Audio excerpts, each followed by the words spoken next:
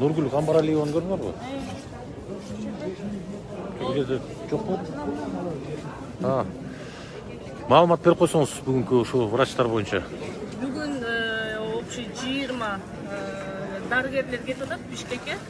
Өздөрүнүн каалоосу менен ал жакта Бишкекте тосуп алышат, чоң казат тосуп алат, ошол жеткизип, жаткызып, бар жок условияны ошол түзүп беришет. Минздрав ал жактан распределение бар, буйруса. Эртең менен Ошко канча врач кетти? Эртең менен Ошко 15 ровно бет. 15 врач, Өзү 20 болуш керек эле.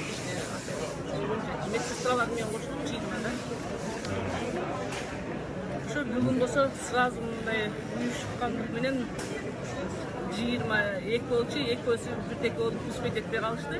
20сы келди. Буюрса 20 дарыгерлер кетти. Мындан ары дагы барабыз дегендер көппү? Толтура күнүгө чабат. Барып бекер иштеп келем дегендер. Bir ay, 2 ay elim üçün бекер барып иштейбиз деген медиктер толтура. Күнүгө чабат.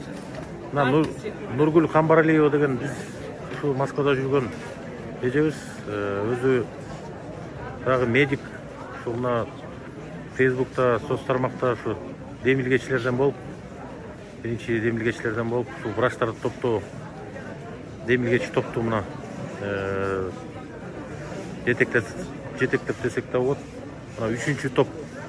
Бул уже 4-чү топту узатып атабыз. 3 топ кетти.